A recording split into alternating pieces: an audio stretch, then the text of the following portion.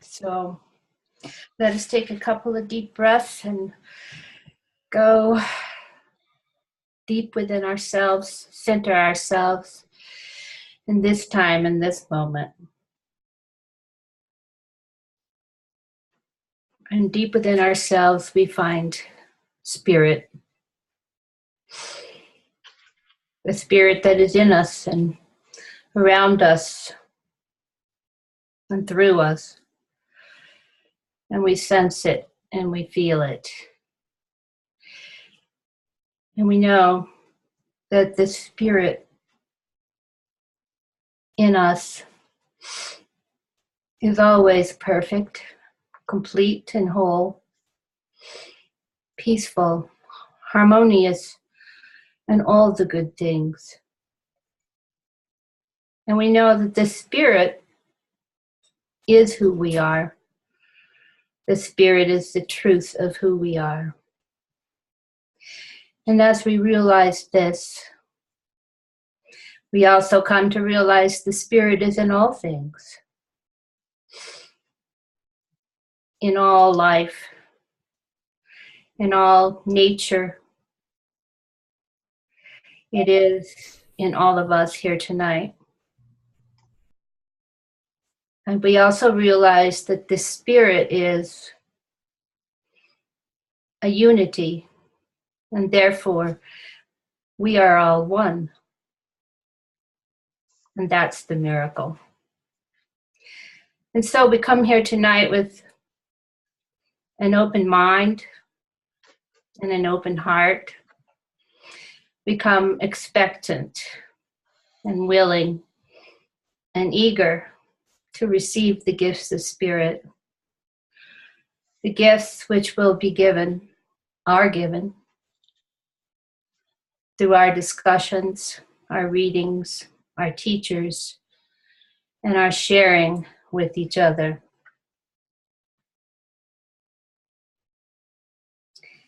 And so we know that we have the freedom to choose to be here. And we have the freedom to choose to commune with this spirit that's in us, all of us. And we are eager to accept the gifts. And we are grateful. And we are blessed. And so it is. And I pass to Debbie. And so I'm so grateful for another opportunity to meditate together tonight. And first, before I begin, I'd like you to grab something to write on and something to write with. I'll give you just a second to make sure that you have that. Just set that next to you. We'll be using that a little later. But for now, set that aside. Don't worry about it. Now, let's just breathe. Let's breathe in through our nose, pulling in the air from the top of our head, and exhaling out of our mouth down through our feet, releasing all and clearing anything that may cause any blockage. And we'll go ahead and do this about 3 times, 3 more times. Again, breathing in through our nose, pulling in air from the top of our head, exhaling out of our mouth, down and through our feet, releasing all of that inhale and clearing anything that may cause blockage. And one more good cleansing breath. In through our nose, pulling air from the top of our head, down through our feet, releasing anything that may be causing blockage.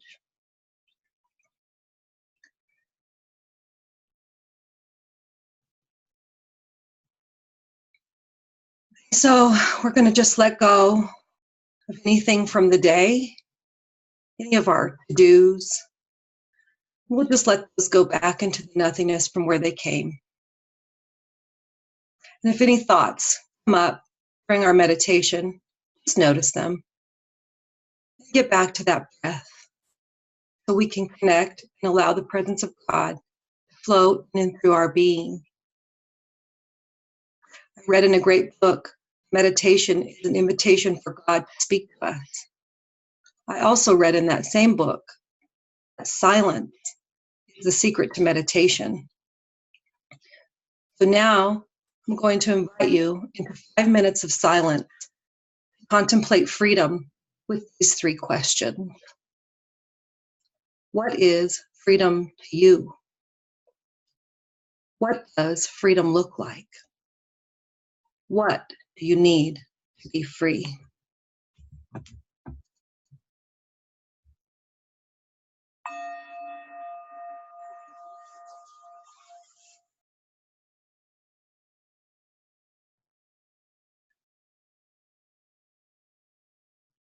I'm going to ask you to open your eyes gently and come back into the room.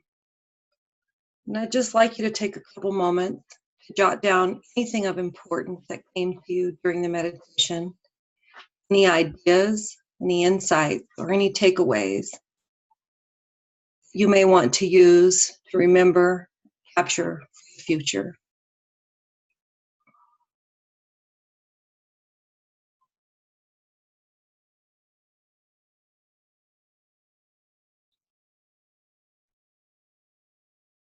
Where I read, Silence is a Secret to Meditation, called Practicing the Present by Joel Goldsmith.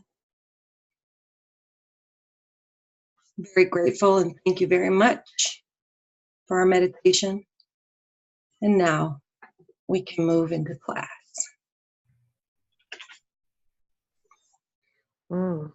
Very beautiful, beautiful invocation and beautiful meditation. A little feedback. Both of you incorporated the theme of class into your respective parts of the class in a very beautiful and seamless way. So I think all of you are starting to realize how powerful it is to weave the theme of whatever it is you're about to enter into with your invocation or your meditation into what you say. So it's people really appreciate it when you do. They can feel that you're trying to connect. The invocation is sort of like you're entering into, you're crossing a threshold. You're getting ready to engage in something.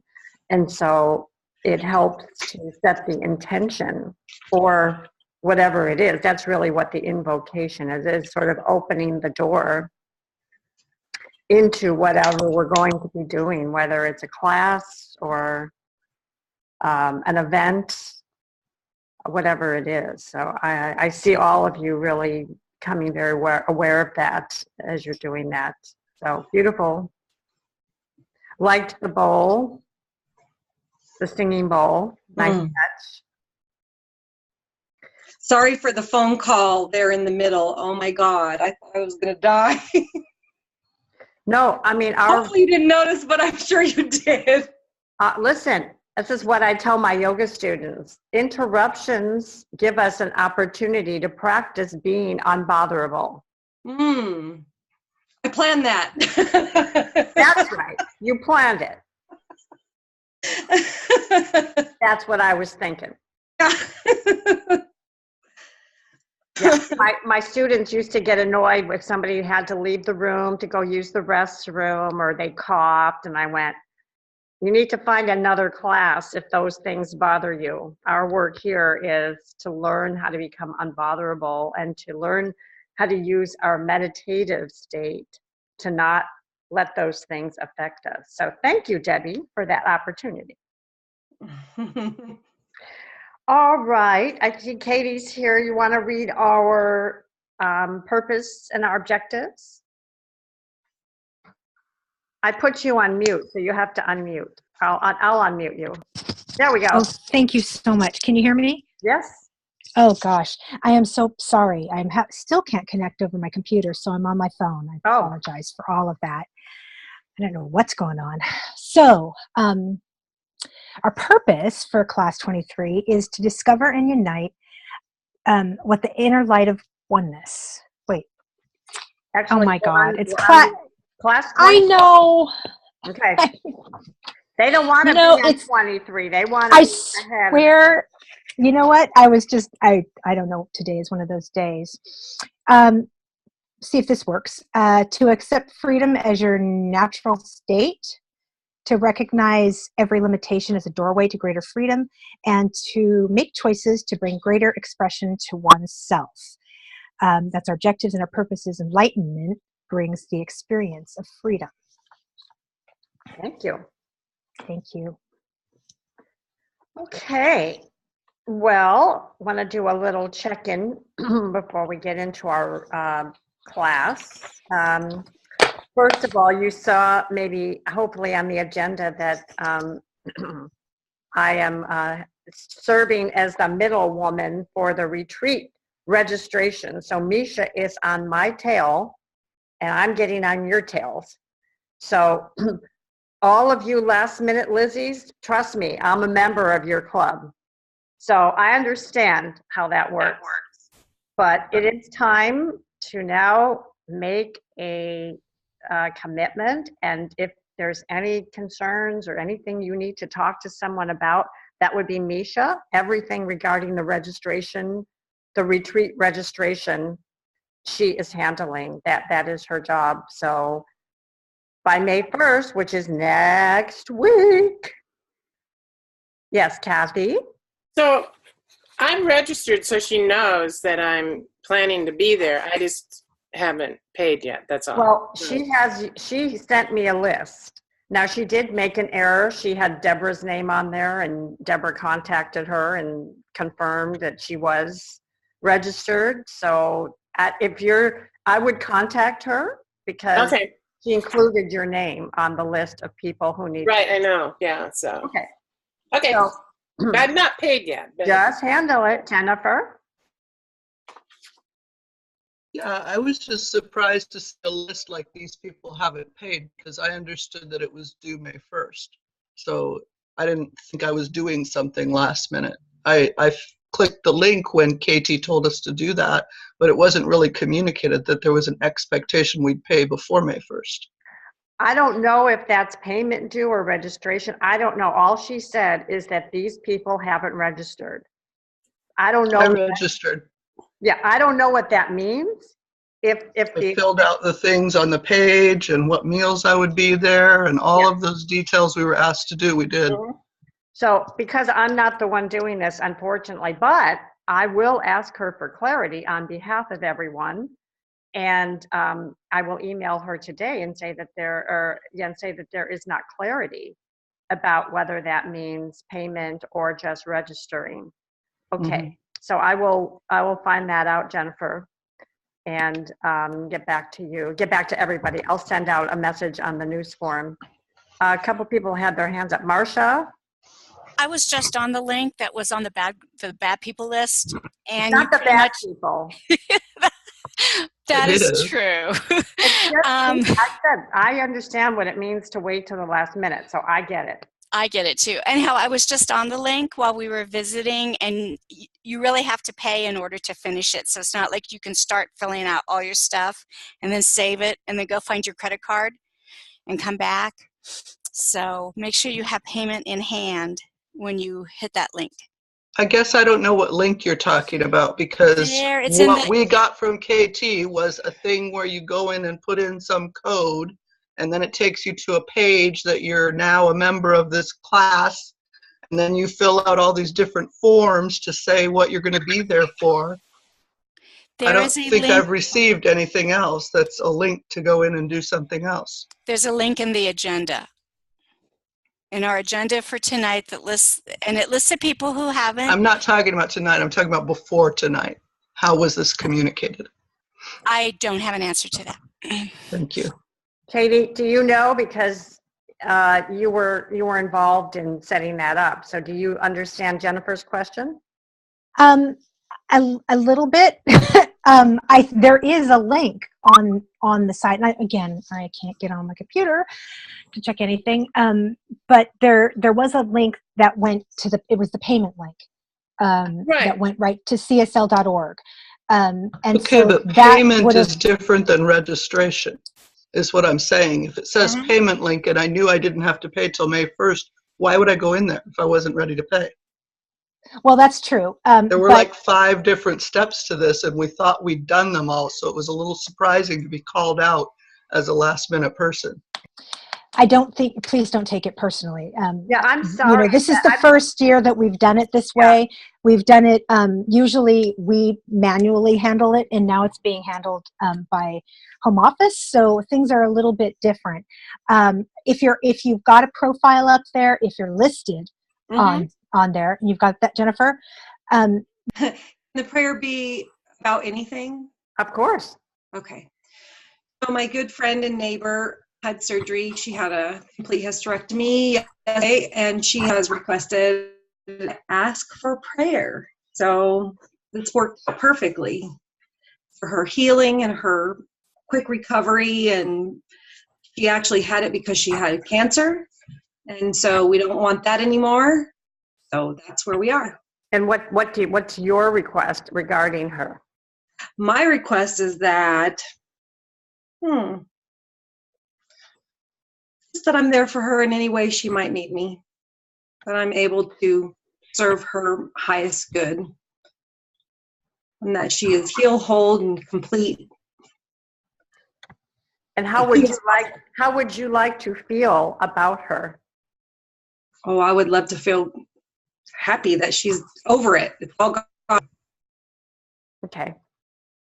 Do you see where my line of questioning is going here? I'm doing this as an example for you as much as to get to the purpose. And I have a good story to tell you about this when we're done, about a demonstration one of my clients had. But in the meantime, okay, Debbie, let's see who wants to. So what are you accepting for yourself? And that's the question I ask my clients when we're getting ready to do our treatment, because I might be clear, but I want them to be clear about what they're ready to receive or accept. What are you accepting for yourself? I'm clear, and I'm accepting for myself and for Patty complete wholeness, complete health, and a very fast recovery. Okay. All right. Who feels moved to offer this treatment for Debbie? Teresa, I see you have your hand up, but I think you prayed last time for somebody, right? Yeah. You're just Miss Prayer Warrior there, aren't you? Okay, we're gonna have somebody else. Tina, is that your hand up? Is that sort of a casual, like, oh, I hope she doesn't really see it, but I'm gonna raise my hand. Okay, I saw it. Okay, girl, unmute yourself and do that treatment for Debbie. Okay.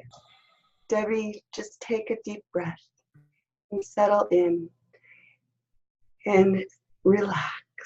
Feel the peace of the one divine spirit, the one divine presence, the one divine source.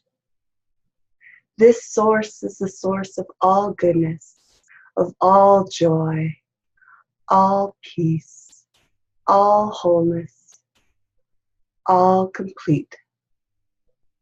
And this source is in me, it's in you, it's in Patty. This source is flowing throughout the universe, through all of us, in all of us, and as all of us, at all times. And I know that this source is the source of all creation, and this source is perfect, whole, and complete. Therefore, I am perfect, whole, and complete. You are perfect, whole, and complete. Patty is perfect, whole, and complete. And everyone in the entire world, in our entire universe, is perfect, whole, and complete. And I know that any contrary thoughts to this idea of perfect, wholeness, and completeness is not true. It is not the truth of the law. It is not the truth of the universal law. And therefore, I know that I need that deep sense of connection, and you need to feel that deep sense of connection and have the faith and the conviction to know that I am completely connected to the source, and you are completely connected to the source. Patty is completely connected to the source, and everyone in this world. And thus, everything is possible. Anything and everything. This is the source of all creation. This is the source of miracle healing, of untold, marvelous healing, completeness, wholeness throughout the universe. And as I release this word unto that perfect divine law of truth, that truth with the capital T, I know that this is already done. And so it is.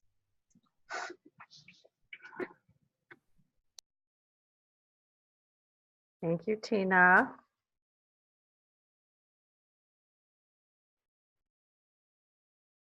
Did you want to say anything, Debbie?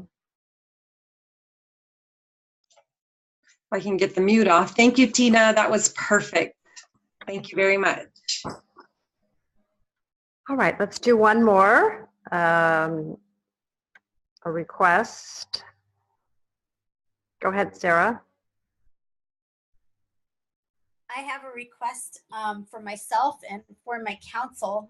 We just got done submitting our Heiferland grant application this week for a big project that we've all been working on for a while, and it's a big thing. It's a $50,000 grant, and it will be the primary funding source for everything we're doing for a while. And we just finished everything up.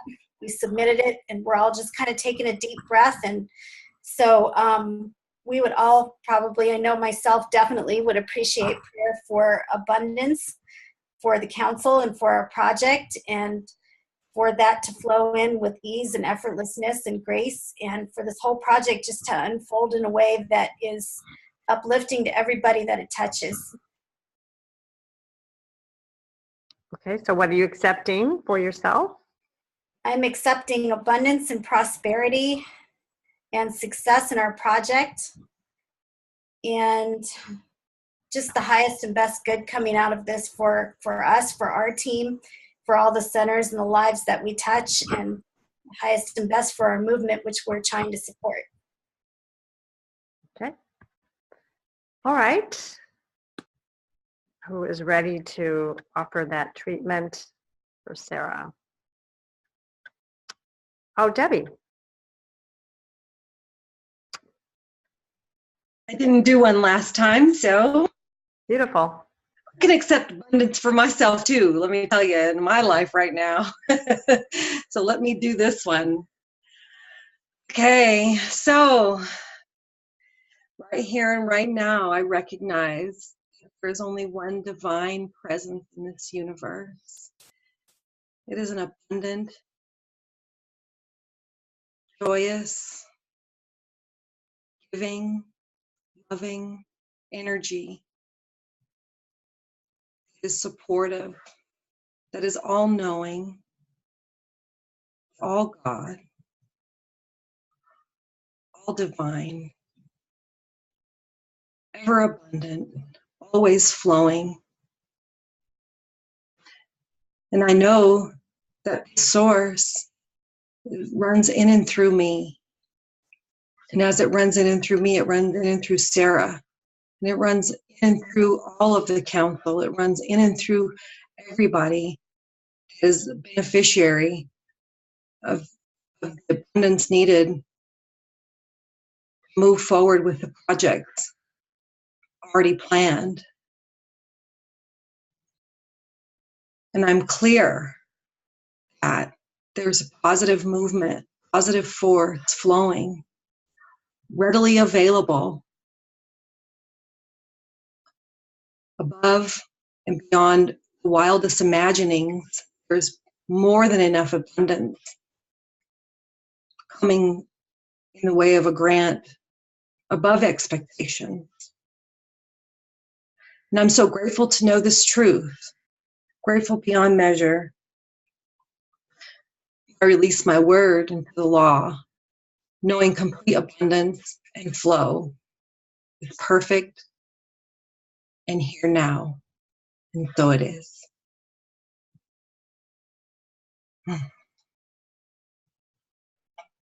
Thank you, Debbie. That was perfect. I really appreciate it. Thanks, Debbie. Beautiful. And in the next few weeks, make sure you're going to get up your nerve to do a prayer for someone in your class. Okay. Anything else before we move into our very rich topic tonight? Anything? Okay, we're going to get ready to do our summary questions. So in just a moment, we're going to go into some small groups, your little surprise parties. Who was that? Jennifer, who coined that? Or Rebecca? Who wrote in their paper that going into the small groups was like going into a little surprise party? Wasn't that you, Jennifer? Yeah, I've really adopted that. I thought, okay, it's time for a little surprise party. Okay. All right. And so you'll have about 15 minutes to work on the summary questions, and then we'll come back and we'll discuss it. All righty. Give me a moment, and I'm going to send you into your rooms. Hopefully I won't call you back right away and press the wrong button like I did last time. Okay, see you soon.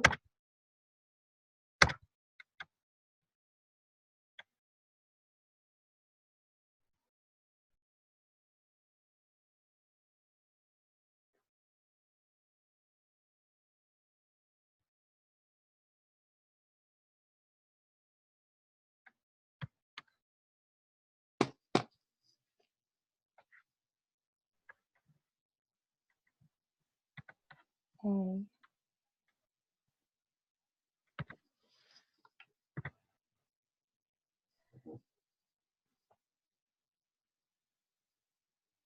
Looks like it worked. Unless you need me to go into. Yeah, I just moved. No, that's 18 people, but one room had 4, and the room that you were going to go in had 2. So I just moved somebody there. Oh, look at you. You're just like a wizard. Woo! Woo! Moving people here Turn and off there. the recording. I do affects all because we're all connected. So to me, it is, I like the quote where he said, when we get back to this unity, we'll find the true meaning of freedom. So that's the part that kind of resonated with me, because we are individualized expressions, but we're expressing, every time I express, I'm expressing into the all, into the unity of all. And so if I am conscious of that, then the true freedom of my choice will be the benefit for all, not just me. Okay, thank you. Butterfly. And Christine? Let's see if I can put this into words. What I was thinking was, so if it were a client who was working on releasing a condition, you would want them to know that unifying with the truth within yourself, or with the qualities of God within, that's the way to release the condition, or to eliminate that. The way to the truth is I'm sorry, does that make sense? Yes, go ahead, keep going. So I thought of question number 1, what is the key? And my answer to that one relates to how you can become free through connecting with source and that unification. Is that clear? Is that clear? Well, yes, and all of what you're saying is this idea of, we can never go outside of this cause and effect, this oneness, this thing that's always this universal principle and law. We can't ever step outside of it. We can try, we can try to break the law, or circumvent things, but it will always operate no matter what. So if we become out of alignment, it shows up.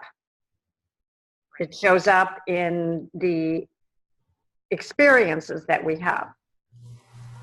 And that's, sort of what you're all saying here now. So the freedom is really in understanding that and learning how to flow with it and use it, right? There is a power greater than we are, and we can use it. So understanding it gives us a certain amount of freedom, right? To be able to navigate with understanding and awareness. So then it's like getting deeper into our own truth, right? Sure. If the best choices are connecting us to the truth, and the truth within me is the same truth within all, then that's where the freedom comes from. If we understand that. I mean, we've all been in conversations with people, then their truth doesn't seem like the same truth that's in us, right? So there's navigation there. It's a skill, we have to become skillful at how to operate in the world and in situations and experiences and relationships where their truth or the place they're operating from or their understanding isn't the same as ours. And that's learning how to meet people where they are and learning the skillful behaviors around that and knowing when to, just really move in with something, when to let it go, when to just be a compassionate listener, when there's an opening to really share something that might be of value to somebody. All of that is intuitive. All of that is discernment. All of that is developing your intuitive discerning skills so that there's an awareness there around in what context you're sharing something and how much of it. So here is what is in the curriculum. True liberty, true freedom has something cosmic behind it. Our bodies and earth are made of the same stuff. Through physics, we know there is no disunity in the physical world. In this unity, we move, live, and have our being. Since our nature is one, since God is one, then the universe cannot be divided against itself. Therefore, we are all tied into an invisible unity. To understand freedom, we must come to an understanding of this unity. No freedom can exist which denies or destroys the liberty or freedom of any other of that whole. That would be self-destruction, and that which is infinite cannot be destroyed. All freedom, all choice is tied to the unity of the whole. So of course that's in your, that you'll be able to retrieve all of that in your summary question answers if you want to go back and see what I wrote. Listen, even if there's not a quiz this term, maybe we shouldn't have told you there wasn't a quiz this term. I know how it works. It'll be to your benefit to still work on these because you're gonna, this whole training is a cumulative thing. So if you're missing out on things this year, then it's going to catch up to you next year. So do that for yourself and stay on top of things, even though try not to think of them as assignments, but that these are you're developing your skills and your understanding that are all going to accumulate, for your benefit. Okay, last question. Number 5, somebody who hasn't spoken yet.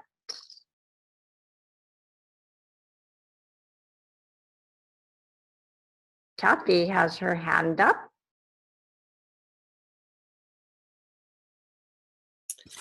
So it's a, explain how there is diversity and multiplicity within one. So, we said that the first principle of life is oneness, and the first performance of life is multiplying itself and dividing itself. So it's like we're each a unique expression of the one.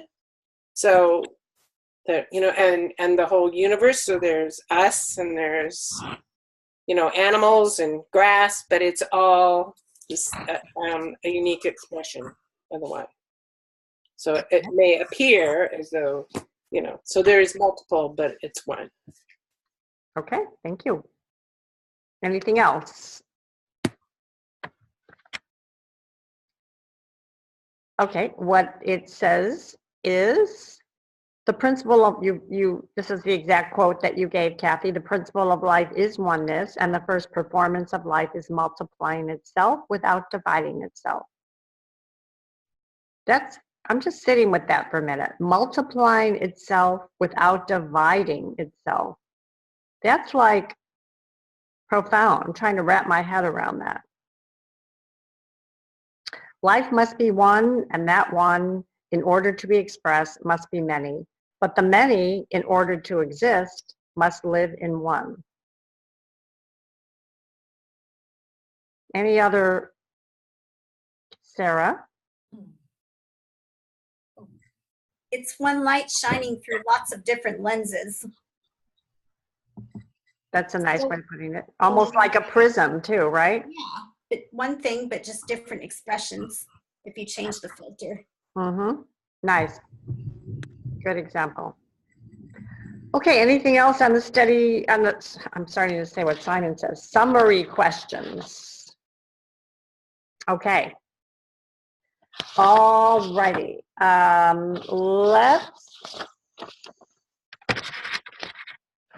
Let's go into our, let's see what time it is. We've got, okay. Let's start, we have some of these dialogue questions here. And of course, I want to really focus on one of the things is on elegant choices, healing choices. Just really brought some amazing things forward, and that's why I included all these excerpts. So up until we go to break, let's take a look at these other ones. And then there's a couple of them that I think I'm going to break you into groups in the second half so you can discuss some of your personal experiences. So let's look at the first one. Someone read that, please, under part 6, and then we'll talk about it.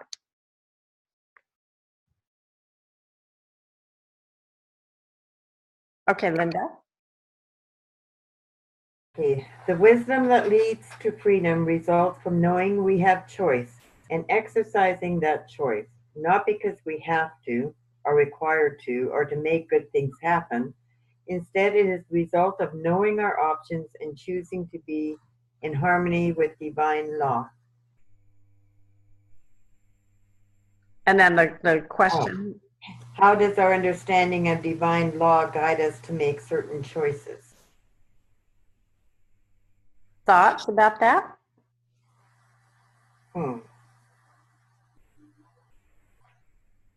Well, we know that everything is cause and effect, right? And there is divine law. And so if I understand the divine law and the unity of everything, and I make my choices from that space,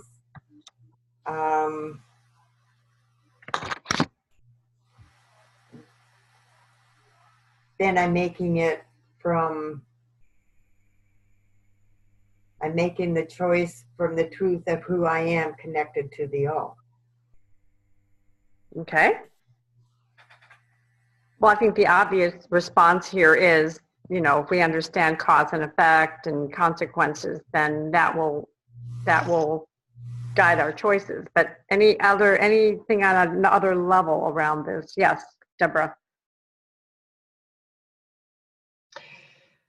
I don't like the way the first sentence is written, the wisdom that leads to freedom, because we have freedom. We experience freedom from the first breath. We have the freedom to get it right. We have the freedom to get it wrong. We can make mistakes. I mean, that's our existence. You know, so I think that it leads us into the wrong direction in the way that the lead into the question is. I just wanted to say that. You know, I want to make sure that we understand that we have perfect freedom and free will for everything we do always. You know, I'm so glad you said that, because, you know, we inherited this curriculum, and these are quotes in the curriculum that were given to us to discuss in class. I actually left out a bunch of them because I thought they were really rudimentary. And when I wrote this one in here, I said, something doesn't feel right about this. And I'm going to be making my notes so that next year they have a better quote here than this one to talk about. I love that, Deborah.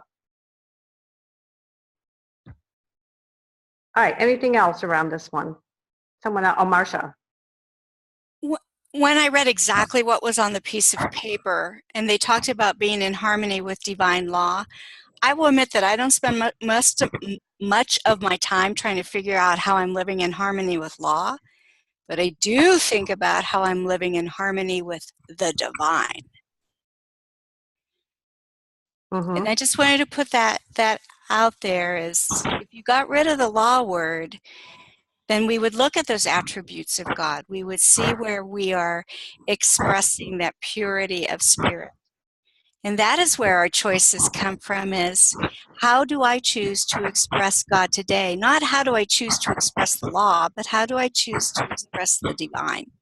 And that's what I throw out there. Mm-hmm. And that's what guides my choices, not law. I mean, there's a knowledge of the law that what I do will come back to me, what I say with feeling and conviction will show up for me, but it's more being in harmony with spirit. Mm-hmm. I'm done. I find it interesting that I love that. And I think that, you know, they're using those two words together, right? Divine law. And you're bringing forth the idea that even though you could use them sometimes in some situations synonymously, that for you, the divine has a different texture to it, you know, a different sense about, and you know what, this goes back to something that Leanne said. I haven't forgotten it. It has really stayed in my heart. I actually wrote it down and put it on a piece of paper because I have stayed, I think it's, I want to bring something into and write something as a suggestion in the curriculum for future years because of this comment. And a couple weeks ago, Leanne, you shared that you said, my tender divinity that's finding its voice, that's juxtaposed with the intellectual aspects of the science of mind teaching. Remember you saying that? You didn't know I was writing it down, did you? It was very poignant for you to say that, and the way I heard it was extremely poignant. And I feel like it's not addressed in the curriculum, you know, the way that it could be. Did you want to speak more to that, Leanne? I think it's bigger too. Put your microphone up a little closer. I feel like it's a little bit bigger because some. Still can't hear you. Oh. I feel it's big. It's a very big question. Can you hear that? Because I just feel that we are trying to bring this forth, this divinity from our inner selves that is tender, that connection, and bringing it to public. And sometimes the science of mind, the class, the education, the overlapping of the academia doesn't fit with it. That's all I'm saying. They don't sit together well sometimes. Yeah, that really touched me. And just as we were talking tonight, just putting those words together, like Marcia, divine law, right there, to me is a perfect juxtaposition. Because as Marcia is describing, the divine has a sense of, sweetness to it, right? And a sense of, other things. And law has another whole vibrational frequency to it, right? Yeah. So So everything that I'm learning in terms of your response to what's in the curriculum, I'm trying to make notes and passing it along for future classes. And, because like I said, it's been a long time since I've been in the Prac 1 training. And, I've spent many, many years in Prac 2 training. So revisiting all this from a different place and from a group of you who are extremely spiritually mature and advanced in your ways of thinking and your ways of being, future classes will benefit. So thank you. Yeah, Sharon. You're on mute, dear. I clicked the hand, I just didn't click the voice. For me, that first question, the wisdom that leads to freedom results, I can remember a time in my life where I didn't know I had a choice. And what that reminds me of is kind of the four kingdoms. And, whether I'm living in that victim where life is happening to me, I don't know that I necessarily have a choice to make things different until I come into the wisdom that I do have choice and that there is this law in effect. And then as it's talking about, not that we have to or to make good things happen, and that's kind of a kingdom too, where, I get to create my life and I am actively doing it. And then we get to move into those, God is working through me, as me, in those 3 and 4 kingdoms. So for me, I don't have a problem with the way the thing is worded, because I remember when I lived my life thinking that, everything is just happening to me. And so my choices are my best response to my victimhood, and I'll own that. So I get it. And as I've moved through in my understanding of how this works, quote unquote, it has helped me to improve my choices and realize and recognize the great degree of freedom that I do have in my life, and kind of what I put in my paper about, I get to choose how I show up and respond to what I've essentially created in my life. And when things that show up that look kind of yucky, I get to choose how I respond to those quote unquote yucky things, just as I get to choose how I respond to the pretty things. So I think this is another one of those questions of, like, we have to remember that not everybody gets that we are at choice, and that our choices create what we're experiencing, and remembering that when we're working with people. Beautiful. Thank you. Well said. And a word that came to me as you were speaking, Sharon, is maybe the awareness, of this idea that we already, even as Deborah was saying, the awareness that we already have freedom. I mean, someone might, although that's true in a sense about everybody, it's a quality, it's a divine quality that resides within us. Not everybody is aware of it. Yeah. Right. And so that connects with that idea again of meeting people where they're at. Yeah, right. And reminding, sometimes I'll be sitting with people and I'll say, are you aware of, or have you ever thought of this? Or because at some level, I find very often there is an awareness of some of these things, because they are universal principles. They're operating and have operated always at all times since existence began.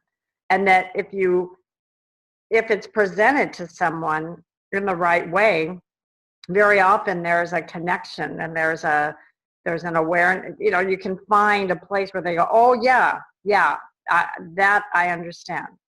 And so that's why, again, the meeting people where they are, you find out where the relatable things, aspects are in terms of these things. Sometimes it's language, sometimes it's examples, to find out, where is your inroad. So, great. Anything else on this topic? Okay, well, it is break time, and let's come back at, let's see, it's 5:35. Let's come back at 10 minutes to the hour. Okay, have a nice break.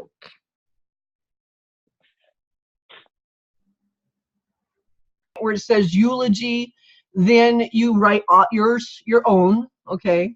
And then you go on and just list other people. Now, if you pick something like a reading, do you write all of the words of the reading in there? Just the title of it? Unless you want to, but you don't need to. Well, I'm concerned with the length. Do you know how many words were allowed? Because I don't have time to do it twice and get it in there and go, oh, I'm sorry, this don't work. I would, there is a maximum amount, How many? I don't know what that is. Simon isn't here, but I would leave out those kinds of things. Just write the name of the reading down. Okay, and then you want the eulogy to be the short version because they can run on. Yes, I would say so. Especially since, you're going to probably be presenting it in class. Okay, all right. Thank you. Yeah. I'm glad you asked, Deborah, because I think it's good. We should probably go over the assignments now, and that's a good segue into that before we get into the rest of the content. So for next week, your agenda, it describes your thought paper on the topic of change. There's a quote from Ernest Holmes. And then it says, much of our work as practitioners is about change, our own deepening, growth, and transformation, and for those seeking our assistance in bringing about changed conditions in their lives. Share your insights about the process of change in your life and how your understanding and perhaps your perspectives about change have shifted during your journey. So, remember, the thought paper is for you, not for an assignment. So, make it relevant and meaningful for yourself. And I know Simon likes things short. I feel like the assignment is for you. And so whatever it needs to be, of course, minimum of 250 words, but I've really enjoyed your thought papers. That's how I get to know you, really, is through your thought papers and your depth. So just make them just like they've been. I mean, you've been using them for that, as an avenue and as a tool for self-exploration. That's what the thought papers are for. And then your book report about death and dying. Some of you have asked if you could read other books than what are on the list, and some of them sound really wonderful. And so I'm thinking about, and I have to talk to Simon about this when he comes back, but the week that the book report is due is the same week that, of course, the memorial is due, and then we're going to be splitting the class up and presenting our eulogies. But it's really, in the past, I've brought the book reports into classes. They're very interesting. So we might have you post your book reports for everyone, so you can all get the benefit of hearing about all these other great books that there are, some of which you may want to read based on each other's reports. So probably we'll be doing that, where there's a way for you to upload your report and share it with each other. That's likely what we'll be doing. And then there is, in week 26, there is a sample memorial service. So if you want to refer to that, Deborah, of course, did a good job in just briefly, describing what that could look like. But there is one in there for you to refer to. let's see, and then your visit to a memorial service or funeral also. So I understand there's a lot due. For week 26, there will not be any other additional assignment. There won't be a thought paper or anything else. Everything listed here is what's going to be due for 26. So just keep that in mind. There won't be anything added as any other assignment. Any questions, comments, concerns? I think that they, you know, we give you enough, you know, time to, I know you're all busy, and just in terms of, you know, when the upcoming dates are. And so I stay current, you know, because as opposed to the past terms, you can't catch up next term. Because when it's over, it's over. When we're at week 29, that's it. So, yeah, and if there's any challenges with that, of course, just be in communication. But I know all of you can, you know, really do everything. And also, you can do enough. It doesn't have to be a dissertation, you know, or a doctoral thesis or something. What you can do and what you can present, it can be enough, good enough. Everybody say that to themselves. It can be good enough, okay? Doesn't have to win the Pulitzer Prize or anything like that, you know. You can keep exploring these topics, obviously, long after your assignments are due, but just do enough just to move through and don't stress yourself out about it, okay? All right.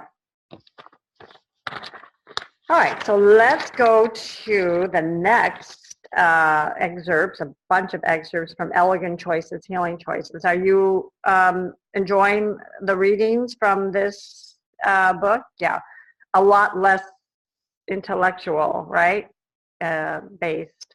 All right, so I'd like someone to read this next passage, and then we'll discuss it.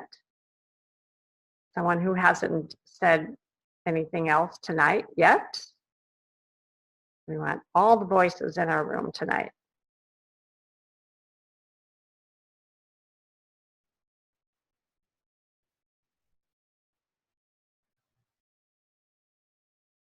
Okay, I'll pick somebody to read. We're just reading. We're not having to answer the question. All right, Judy, thank you. There are so many ways we undo ourselves when unsure about what we're about. To say who we are, even to ourselves, first means we must progressively develop a crisp sense of our own potentials and boundaries, that we pinpoint our cherished values, as well as those rules, customs, and beliefs that mean nothing to us. Okay, let's stop there. I love that sentence. There are so many ways we undo ourselves when we're unsure about what we're about. Does that resonate with anyone else besides me? Let me hear what your thoughts are about that. Teresa, you seem very exuberant about that. Yes, I mean, because unfortunately, I am really dealing with that now of just feeling so unsure about myself and so, you know, low self-esteem, and I just want to hide under a rock. And I'm like, no, I'm not doing that. I am not doing that.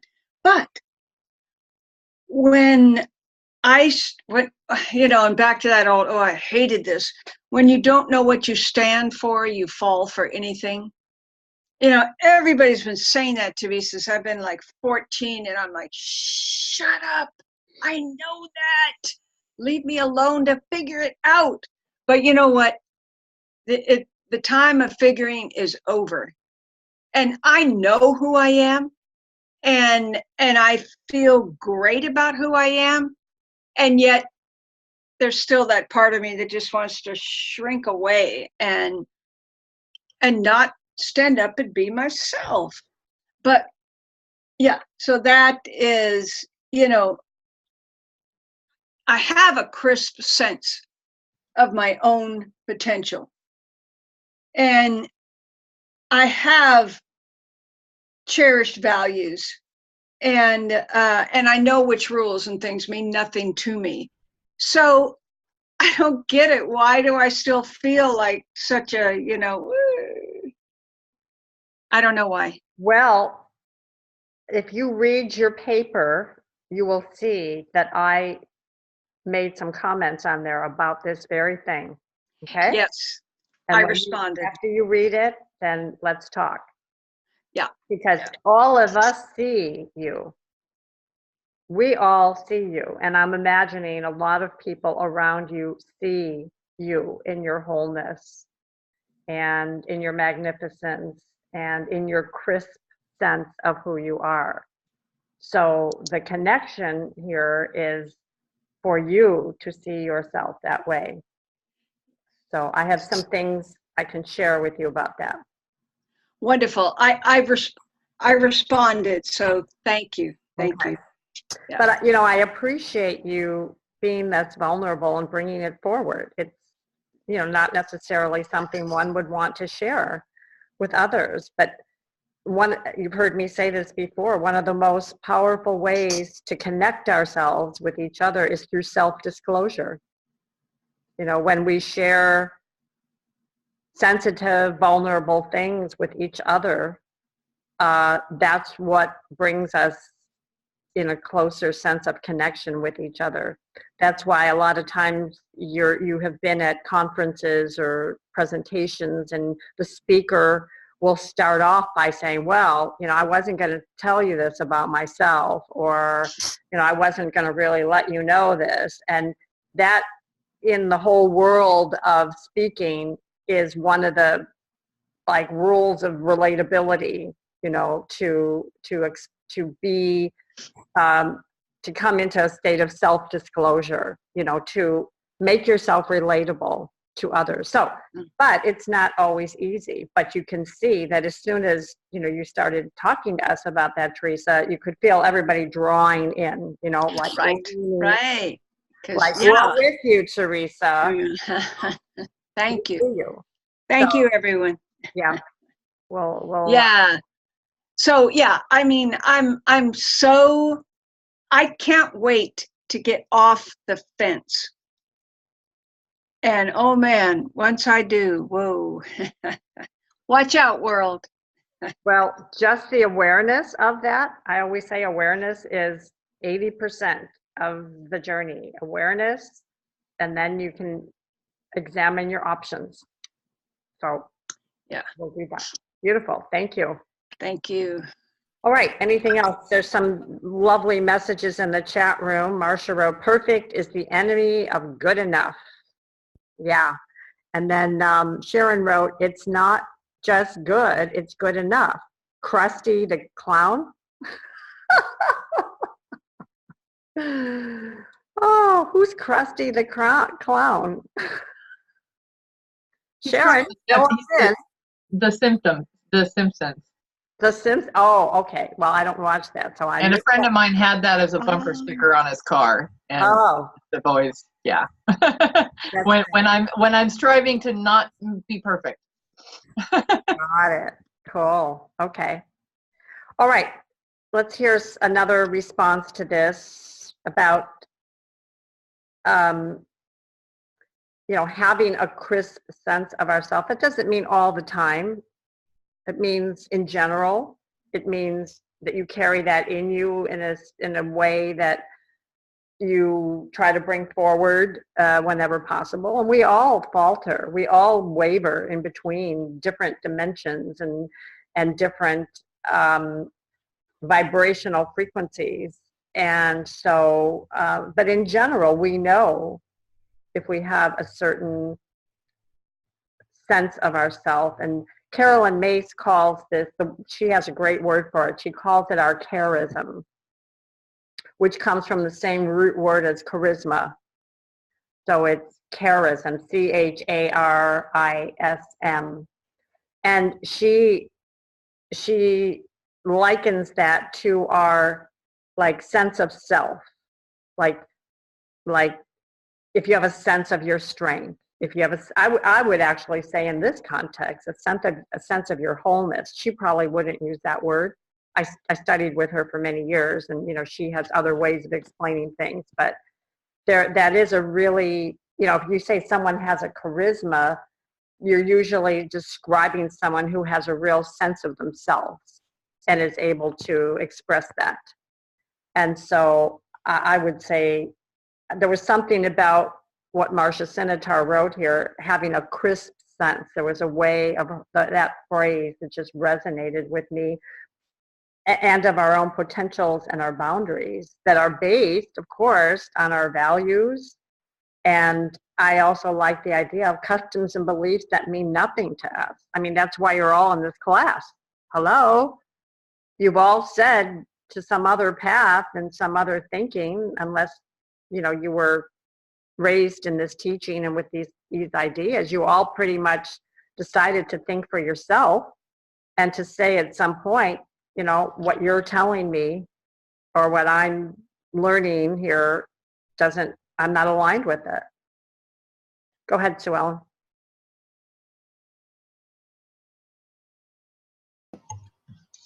Well, this is about when other people in my life apparently knew me better than I did. As most of you know, I was scheduled to have surgery yesterday. I got all the way to the facility. They put the bracelet on, and I just knew it was the wrong thing for me to do. And my husband and my office manager were not surprised. And they basically just said they were surprised I even considered surgery. And I've since completed with the doctor and wrote him a completion letter. It's just what resonates with me is values as well as those rules, customs, and beliefs that mean nothing to us.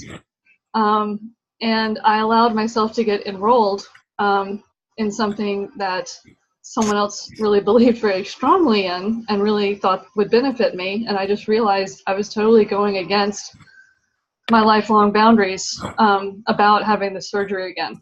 So just now in this discussion, I've just gotten completely complete and realizing it's okay to cancel a surgery at the last minute by this whole discussion. So thank you all so much.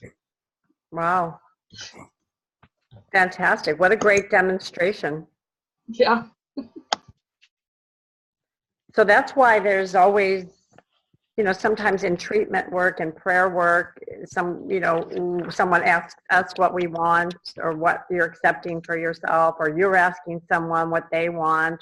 And sometimes they don't know, or we don't know. And so the prayer then, the treatment then becomes a treatment for clarity. And I'm really thinking about Sue Ellen, and the process she went through to get clarity. And so we don't always have to know what to do.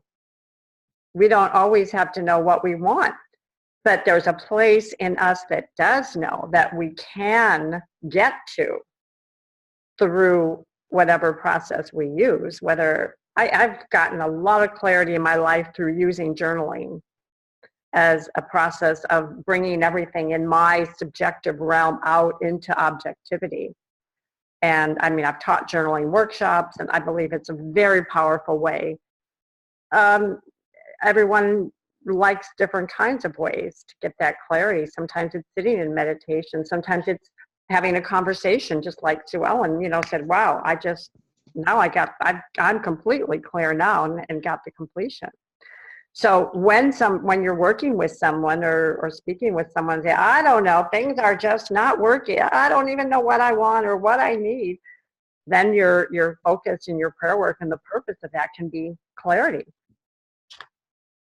I have a great example because it just happened this morning. I got a text before dawn from a client that had a really significant demonstration, and she said, "Oh my God, it worked." They last night before I left, or this morning when I went into work, or I guess it was at the end of work yesterday, they told me I needed to either resign or get fired.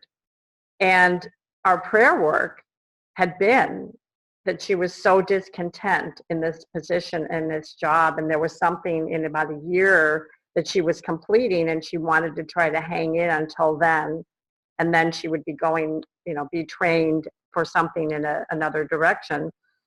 And I asked her, I said, what is the clarity? And what we got to was that I need to be in an environment that is this, and that's it. It's for my own health, for my own well-being, for my own mental wellness. She said, and I said, and so this isn't it. Is that what you're saying? She says, no, that's not, it's not here. I said, so, okay, what you want is this kind of environment. So I said, so one or the other is going to happen. Either this environment that you're in is going to become that, or you're going to be taken to another environment if you're ready to have that happen. And she, a lot of tears, and she said, okay, I don't think I said I've been ready before. I said I wanted it to be different, but I haven't said I'm ready. And you've heard me say, I believe those are two of the most powerful words we can use to initiate shifting and changing and opening in our life. When it's really there for us and we say, I'm ready, and we find that place in us that is ready. And then the next we had our session on Sunday, and then it happened yesterday. And she'd been trying to figure out how to stay there and be okay for the last year and a half. So she made a choice. That's what I wanted to bring forward to you. She made a choice, and she said, I'm ready to feel differently about every day that I go into this.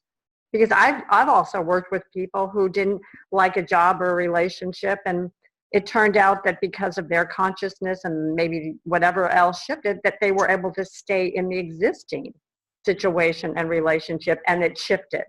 So it doesn't mean you always have to leave it, or it always has to be something different. It can become where you are. And it can happen where you are. So I wanted to bring that forward because it was so profound. And, she has a very powerful consciousness and does very powerful work with and for other people, but she hadn't been able to get there, for herself. She needed to be in spiritual partnership with someone. And that's what you'll be for others around you, because we cannot be objective for ourselves. All right, we have some hands up. Marcia? I had something, pretty much the exact same thing happened to me 2 years ago, and I'll try to keep it short. I was working for the Air Force as a civilian, and I didn't like the particular mission, and I would walk into work and say, Spirit, why am I here? How do I express you in this situation?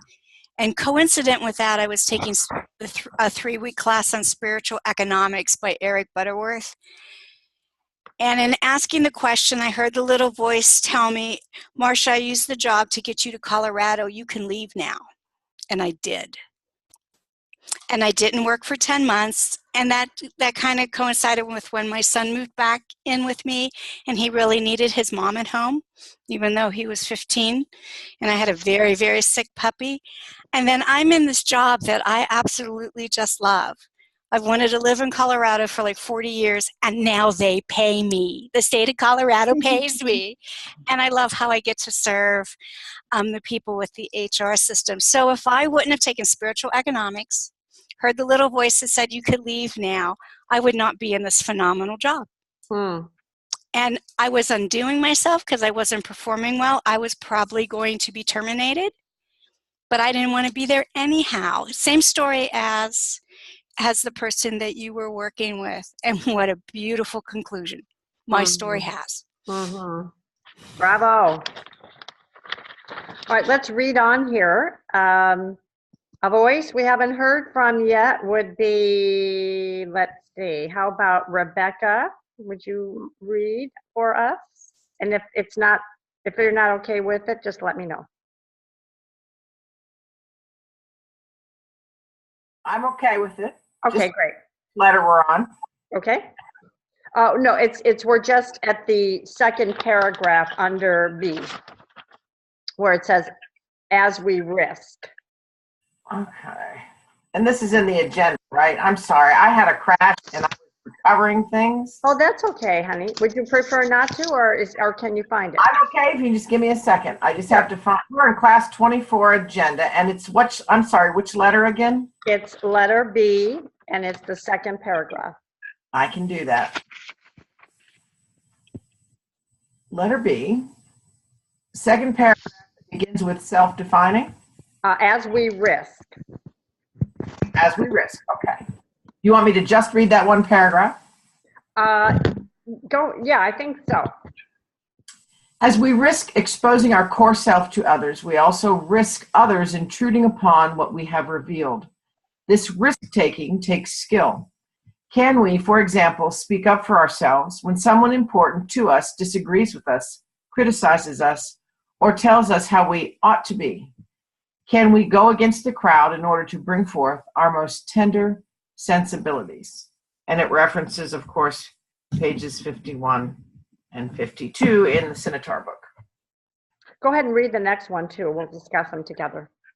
Self-defining persons master the knack of knowing when to keep still and when to talk about their plans or problems. They creatively choose, quite elegantly, to transmit just enough information so that ultimately their verbal patterns serve them, support their plans and needs, act as a life-enhancing vehicle rather than a defeating one. Do you wish to comment on that, or should we take it to the group?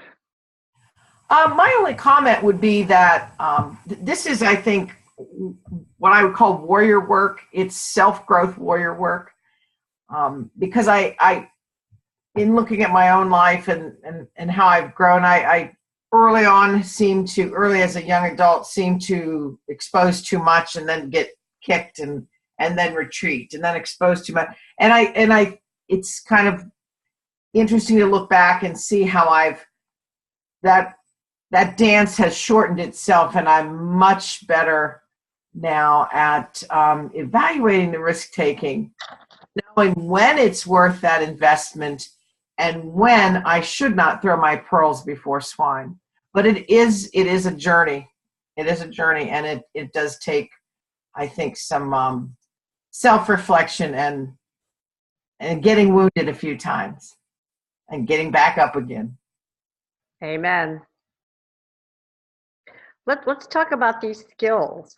This risk-taking takes skill. So what's your response to that? You know, what have you learned in terms of what it takes to be able to be skilled to discern? Debbie. Well, I was just going to say that I too have been one to share too much with people that might have critical opinions or would shut me down. And it was really interesting that you pulled this paragraph into our homework, because I had it highlighted and starred and all this stuff. Because, I mean, if you're talking to the wrong crowd, man, you're going to get some bad juju, and it's just not worth it. And it's a waste of breath. Not only that, it can, it can hurt your spirit. And so it's just not worth it to go there in the wrong crowd with the wrong audience. And so, silence is golden, silence can sometimes truly be golden. I love that saying. And I've learned, just to be quiet a lot anymore, just because it's better than throwing yourself out there to be criticized or ridiculed or have somebody's opinion or their cynicism. You just don't need it. So say that again and say, I don't need it. I don't need it. I won't have it. Speaking in first person is so much more powerful. Yes. Yes. Beautiful. Thank you for that. Mhm. Leanne, Alexandra, and then Sarah. Realize I had my hand up. I was going to read. Okay, can't hear you, dear. Oh, I was just going to read. And okay, you can read, but we just want to hear you better whether you read. Okay, if you don't have a comment, then let me see if Alexandra and Sarah have a comment, and then you can read next. Okay? All right. I do have a comment. Can you hear me? Yes. Oh, good. Oh, I'm sorry. I've got video on one computer and audio on my I know, phone. we missed you. I've been here, so I was afraid you couldn't hear me. So for me, I've thought since I have been on this path that 100% integrity meant 100% transparency. And it doesn't mean that. And sometimes I have shared more than needed to be said, but this little part of me thought, well, you have to tell them everything because that's what being in integrity is. You would always tell the truth, but you may not necessarily share everything about everything so that you can be mindful of what your ultimate end result is and share things in proportion to your progress. So that was a very empowering paragraph for me, and I highlighted it too because it gave me permission to not feel guilty if I withheld something that was personal to me. But again, because I'm in this teaching, I believe that if you say one thing, then you have to say absolutely everything. Beautiful. Sarah.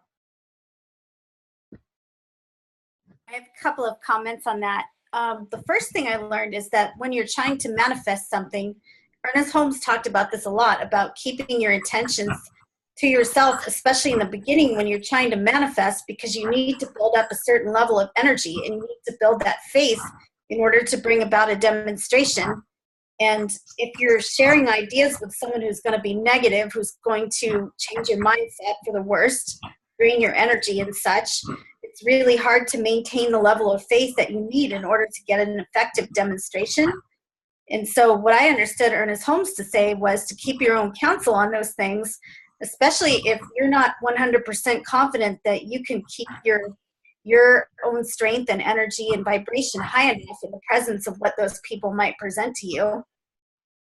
Beautiful. Thank you. I was going to bring that forward, the idea of keeping our own counsel. A very wise woman told me that when I was very young in my early 20s. And it has served me as a practice.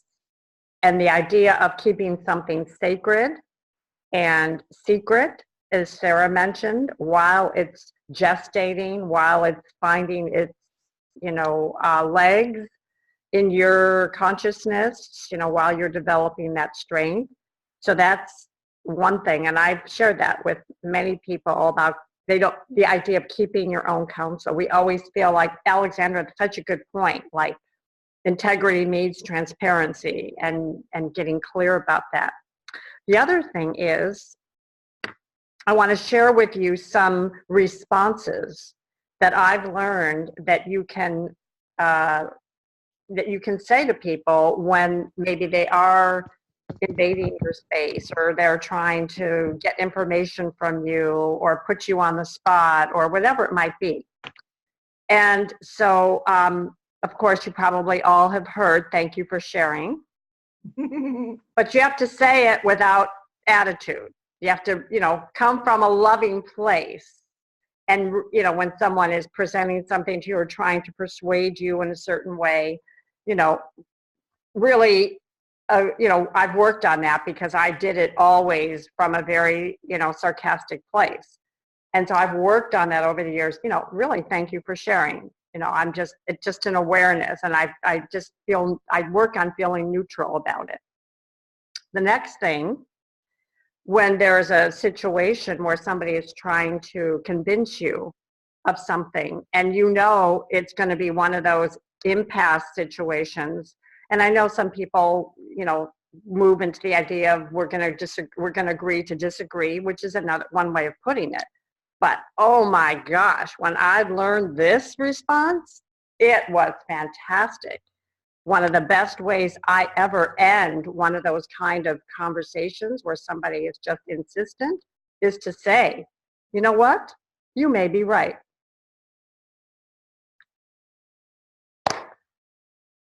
It stops the argument, and I don't feel I've given anything up. I don't feel like I've conceded. I don't feel like I've acquiesced. I don't feel like I've given any of my power away. I just said something that validates them. And it takes away all of their intense desire to convince me that they are right. That's a good one, right? Okay. And the last one that I wanted to share with you is when somebody is sort of taking away your choice to, when I feel someone's taking away my choice in terms of divulging information or is questioning me, and for whatever reason I don't feel like want to answer. Another person shared with me that if I am in that position and somebody asks me a question I don't want to answer, or I don't feel comfortable answering, or whatever, I just say, why do you ask? Why are you asking? Why do you ask that? And it just puts it right back then. And then it gives them an opportunity to tell me what's behind, what the intention is behind the question. Then I can decide and make a choice based on that. Do you find these helpful? I think it's these little kinds of tools, because I think we all look back at times in these conversations, you go, dang, I totally gave my power away. I totally didn't stay in the lane I wanted to stay in with that. I just went over to their lane and did what they wanted, or just went in that direction. Any comments about this? Debbie, you have your hand up? Or is that from before? It was from before, but I appreciate those words of wisdom, and I got them down, and many times I've given my power away, and I'm learning. So I'm going to put my hand down now. That was before, but thank you. Okay. So the ideas here that are in these paragraphs, we elegantly, creatively choose to transmit just enough information so that ultimately your verbal patterns serve them, support your plans and needs, and act as a life-enhancing vehicle. I'll tell you another thing. I'm just so full of all these good ideas. Another thing that I learned in my yoga training very early, I all told you I was a hippie that went to live at an ashram, right? Anyway, very early, I learned that in meditation, and you might have heard this, that energetically, the circuit of energy in our body connects when we put the tip of our tongue up to the roof of our mouth. We can't talk if the tip of your tongue is behind your teeth on the roof of your mouth. And I was taught that in meditation, and anytime we want to connect the energy, I'm not being very articulate about it, but you get my point, that somehow there's a circuitry that, and even on a very practical level, it stops us from talking. So I do it by habit, and it stops me. It very often, it's a physical sign for me to keep my own counsel, to not speak. So I don't know if any of you have ever heard that before, but Jennifer, can you say anything about that, or do you have your tongue on the roof of your mouth? I did have the tongue on the roof of my mouth. Yeah, I also learned that in yoga and meditation. And I think it's a good point that you can't speak during that time. I think for me, a lot of these, this section that we're looking at, these quotes or whatever, it's about, a lot of it seems to me about boundaries and just sort of like discernment and healthy boundaries and knowing kind of what to share when and with whom, and you know what Debbie said, not giving your power away. I think for me, in my own history, you know, I've both been maybe, I remember I used to feel like if people asked me a question, I had to answer. And I don't know if that was conditioned into me, but, you know, if somebody asked me a question, I would answer. And then I kind of learned that sometimes it wasn't any of their business, you know, and there was no requirement that I answer questions. I think I had this idea that in order to be truthful, I had to answer every question. And I just kind of learned that that wasn't necessarily true or good for me, you know, to answer every question. And then another side to that is that I feel like, you know, I had an experience a few years ago where I didn't share a lot. And it wasn't out of any like desire to not share, but I was in a situation where a lot of other people were, you know, kind of going through a lot of stuff that I had kind of already gone through in my life, and you know, they were in their process, and I didn't feel any need to be in that place at that time. But it was because I wasn't sharing that I was kind of perceived as holding back somehow, or not being willing to kind of go there. And it was more like I didn't have anything to say about, you know, that particular, for me, that wasn't what I was experiencing at that time. So it was really interesting because I learned that I had to share more because people didn't know what was going on with me. And so I kind of made it a practice to start, you know, I actually did this on Facebook, and it was not easy because it's very vulnerable to, you know, start writing kind of what's going on with me. And then it became kind of like this, you know, it was almost a little bit like journaling in public, but it became this like very thoughtful thing that I did that a lot of people have said to me, I love following what you say. It's so, you know, meaningful, and, you know, it touches things that I'm going through. And I was like, oh, it is meaningful for me to share my experiences because it connects me to other people. And it, you know, and my sort of natural thing maybe is to go away and think about it myself, you know, and sort of process, and then come back and I'm complete, you know. But I learned that there's this, you know, kind of sweet thing that happens with being more vulnerable and sharing with other people. So, yeah. Beautiful. It's that self-disclosure, right? Mm-hmm. Yeah, beautiful. Thank you. All right, Leanne, I'm going to have you read the next. The details. You know what? You're not coming through, dear. Okay, have somebody else. Go ahead. See if you can fix it. Okay. All right, who wants to read the next part here coming up?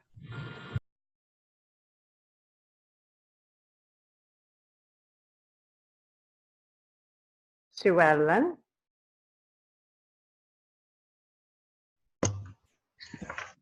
The details of our life add up to be what we do and value.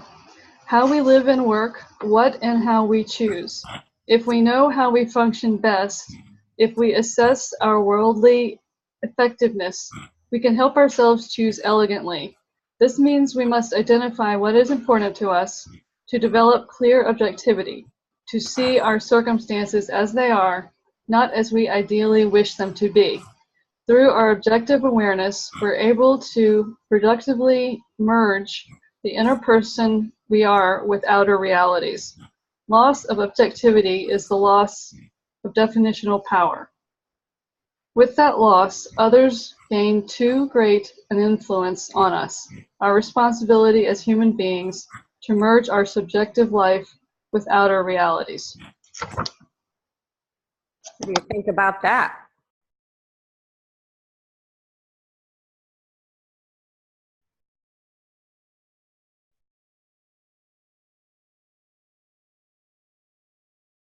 Anyone have any thoughts about that and how it applies to your spiritual growth and unfoldment?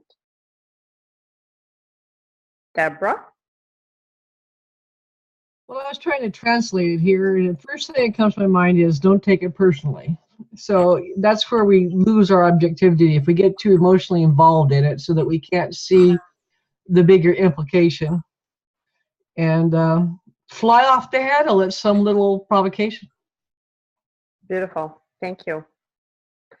Yeah, I mean, some of this in this book I know is basic, and I think it's not a newsflash to a lot of you, but I think it is worth revisiting, because not only for your own benefit, but you're becoming teachers. You're going to be teaching these things to people, and so being able to language it in other ways besides through the science of mind language is important. And I believe that, having, reading, I mean, she's saying the same things as the science of mind teaching, but be able to language it differently is, again, meeting people where they are. Okay, let's finish up this part. Jennifer, you had your hand up. And unless, Leanne, did you get your microphone? Check it out. No, can't hear you. Okay, go ahead, Jennifer. The more whole we become, the more unafraid we are of being simply ourselves. Just go ahead and finish. Shall I go on? Yeah. Were we to examine our motives, fears, and feelings honestly, we would realize that behind each choice, however hard it is a gift waiting, a gift of our own humanity and affirmation, life-affirming power. Perhaps instead of occupying ourselves with getting our act together, we should notice whether or not we are giving something valuable to others from within ourselves. Do we help people? Do we contribute each day to the greater good? Can we forget ourselves, give up our self-consciousness?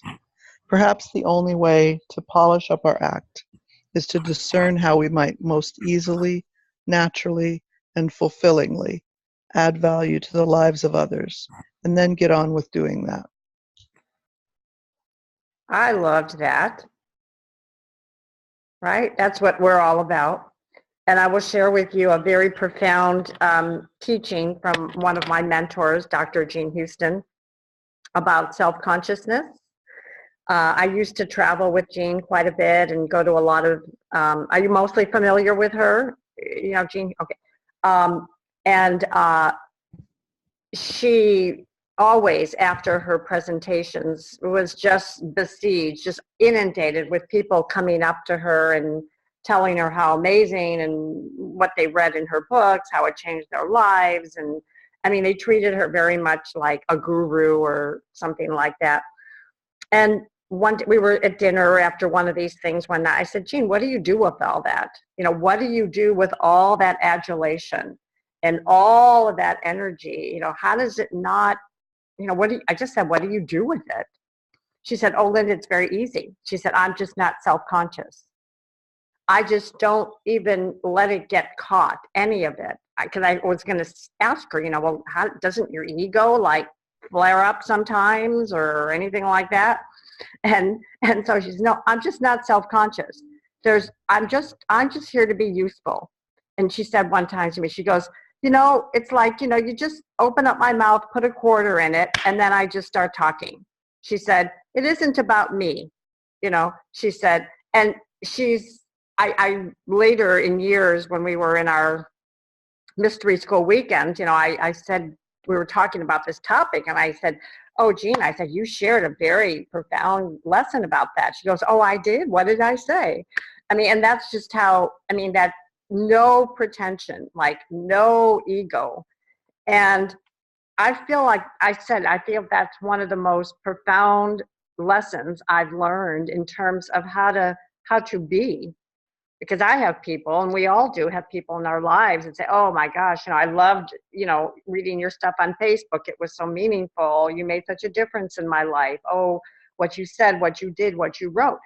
And I feel it's important for us to know what to do with that energy, and how to, And that was the lesson. I'm not self-conscious. And that would go back to this idea of it's not about me. It's not about us. It's being an opening, a transparency for the presence. And there's nothing wrong. It's just polite if somebody says something nice to you and gives you a compliment. It's fine to say thank you. And as long as you know what you're doing with it. And I have realized that when I say thank you, I'm thanking where it came from. I'm sending that gratitude to the source, to the presence, to the wisdom, to the intelligence within me, so that it doesn't get stuck in my ego or my personality. So when she wrote about giving up our self-consciousness, that's a lifelong lesson of not being concerned with what people think of us, and not being, yanked around by their perceptions of us, or, what they think of us, or what they want from us, or what they expect of us. This is deep work, and it's absolutely essential for us as those who are stepping into being spiritual guides and being able to share the tools and the skills with others that will help them navigate as well. So, any responses, comments about anything from Elegant Choices that wants to be said before we move on? Kathy. So the only thing I was going to say is when we were talking about putting up, because I learned about putting my tongue up too, is, in our society we have these little colloquialisms, and I think that many of them came from other rituals or whatever, but that reminded me that a lot of times we'll say bite your tongue when you're going to hold, so this is like, it's like, wow, that's a really, yeah, like old wives' tales. You don't know where they came from, but. But if you're not, if you're gonna so you don't say something that you might regret or whatever, it's like, bite my tongue. Wow, that's great. Cool. All right, Debbie. So because I know we're all looking for more books to read, Terry Cole Whitaker has a book. It's called What You Think of Me Is None of My Business. It's very profound. If you worry about what people think about you, it's a great one to pick up and read. Just wanted to share that. That's an oldie but a goodie. It is definitely an oldie but goodie. All right, I want to give you a few minutes now. You're going to go in your groups, and I want you to look at D. And I want someone to read that for us all. Marcia? Oh, I thought you raised your hand. No, I can do it. Yeah, go ahead. Okay. We are here to search for the meaning of our individual lives. Viktor Frankl managed to survive and productively use the experience of the concentration camp by finding meaning. He observed that in the camp experience, all the forms of personal identity were taken away, including clothes, body hair, names, and goals for life. What alone remains is the last of human freedoms, the ability to choose one's attitude in a given set of circumstances. Man's Search for Meaning by Viktor Frankl, particularly in times of suffering, misfortune, or grief, the search for meaning can bring value to the experience. And then the question? Oh, how have you found meaning in grief or misfortune in your life? Wow, I don't think anybody would have anything to say about that, right? Okay, I want to give you an opportunity to share some of your personal experiences around that with each other. We'll have about 10 minutes. Everybody clear on that? I'm sending you to a surprise party. Out, I just want to see if there's any particularly inspiring things that were shared in your pairs, or there was one trio, anything that was shared in your little time just now that would be inspiring for all of us to hear? All of ours was just phenomenal. Well, just be specific. phenomenal. Be specific. Okay. Wow. Okay. Just I can't remember the real specifics, but what sticks out is the attitude. Like, okay, the choice to choose here, to handle it here spiritually rather than, no.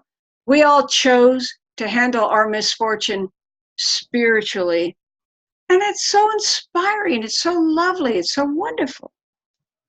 But that was it. Leanne, do you have your speaker yet? We're missing out. Are you trying to talk? Can you hear me? What about if you unplug your microphone? Just unplug it and talk. Oh, no. Doggone it. Maybe your microphone volume is off. Yeah. Okay, get it fixed because we don't want to miss out on your ideas and your sharing. Wisdom. Put it in your takeaway for this week. Anything else? Yes, Sarah. The theme in our room was today's consciousness creates tomorrow's reality. So it's not so important what you're presented with, it's how you react to it, because your reaction and your state of consciousness at that time will determine the next thing that you experience. Beautiful. Thank you. Well, I think we've heard everybody's voice in the room tonight, I think, if I'm remembering. I don't think we heard Lance tonight. I'm just saying. Lance sounds like I like to pick on Lance. Pretty sure you did, but then there's Tina.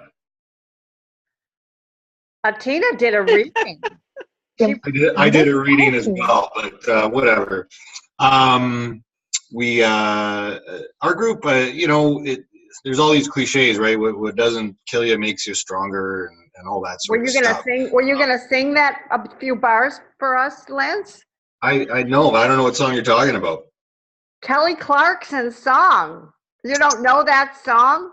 I don't know Kelly Clarkson. Oh, you're right. You live in Canada. Canadian. Yeah.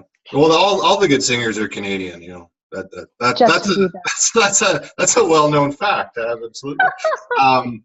But I think it was a real opportunity. The tough times resulted in, for both myself and Sue Ellen, where we got really clear on who we are and became more in alignment with our own selves, and really figured out and understood and knew what we stand for, what we're about. So, yeah.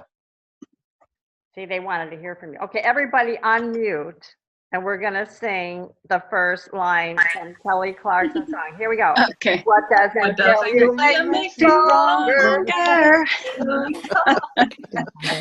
I don't know anymore. You might Google it, Lance. I'm alone. That's the only line I know. Yeah. We'll get that to you, Lance, so that you know who Kelly Clarkson. And if you don't watch The Voice, you wouldn't know her either. And she won American Idol. I was going to say she was American Idol. But now she's on The Voice. Okay, let's stay on topic. Anything else before we close out tonight? Linda, you are benediction. Great class. Keep up your good work and your good choices. And I'm going to send out a news forum for your takeaways and your insights. And we definitely want to hear what yours are, Leanne, in print, since we couldn't hear them in voice. Okay, are we ready? Go ahead, Linda. So as we breathe into God and breathe out into God, we know that we have learned tonight has expanded us, that each and every one of us has heard. and taken to heart what they needed to hear about their freedom and our choices and how elegant they can be and how grief can move us forward. So I know that we've all heard what we need to hear. And with that, may we all have a safe rest of the night. And so it is. So it is. Okay, everybody unmute so you can say goodnight. I'll be in the room for a while. Everybody wants to say. Good night, everybody. Thank you. Bye. Good night. Bye. Good night. Who put that on? Who put that on? Kathy. Kathy, you're the coolest. You gotta go too.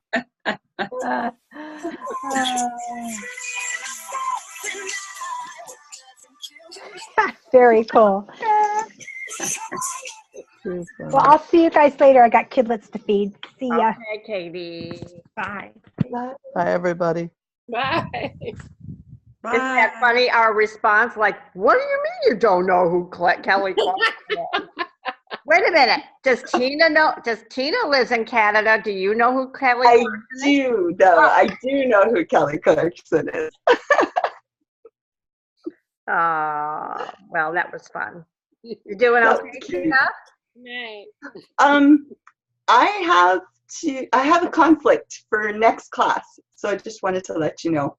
I have my class monitoring job, and it's on Tuesday.